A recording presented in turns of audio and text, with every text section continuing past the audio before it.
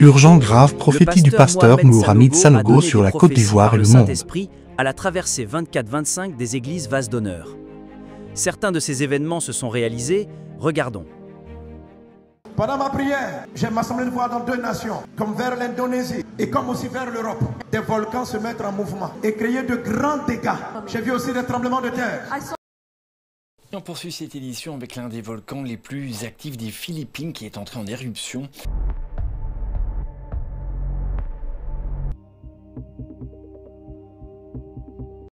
Des immeubles qui s'effondrent, des routes craquelées, des ponts détruits. Un violent séisme a frappé la Birmanie ce vendredi 28 mars 2025. Et ce qui me dit, je parle au parti, le risque de trouble ne sera pas un parti contre un parti, mais ce sera dans les partis eux-mêmes.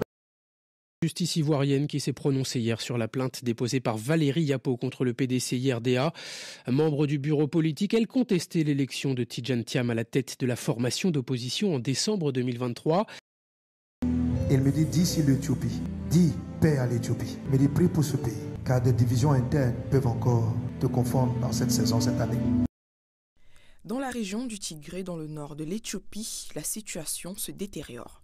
Une faction du Front populaire de libération du Tigré a pris le contrôle des 2 villes stratégiques, causant plusieurs blessés et faisant craindre un retour à la guerre civile dans la région. Selon le journal Addis Standard, les rebelles ont destitué le chef du gouvernement intérimaire de la province du Tigré et consultent en ce moment les autorités fédérales sur la nomination d'un nouveau président de l'État.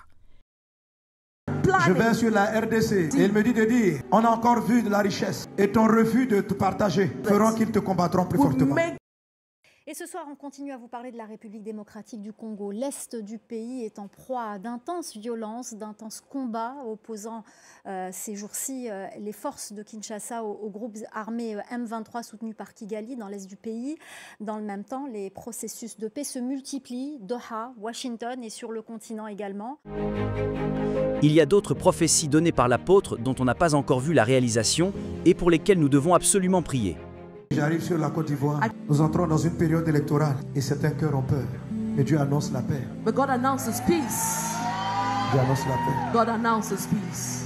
L'Esprit me montre des risques de violence. Je prophétise risques parce que ça peut être évité. Des partisans de même parti attaqueront leurs amis. C'est comme si je vois dans une vision, comme une réunion de parti, et des gens appelés comme des brigands des loupas pour venir défaire la réunion d'un autre. Ils se bagarrent. Je vois des machettes. Je vois des gens qui pleurent.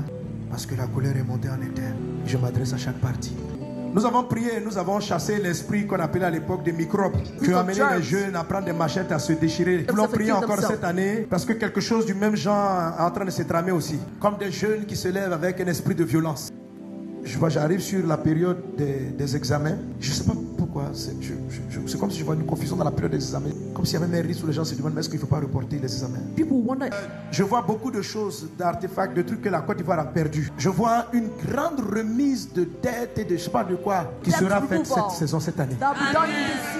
Cette année, il y aura un temps de sécheresse et un temps d'abondance. Bon, si tu veux, j'inverse temps d'abondance, temps de sécheresse. Quand l'abondance arrive, et la sagesse et la capacité de faire fructifier. Quand septembre arrive, sois prêt.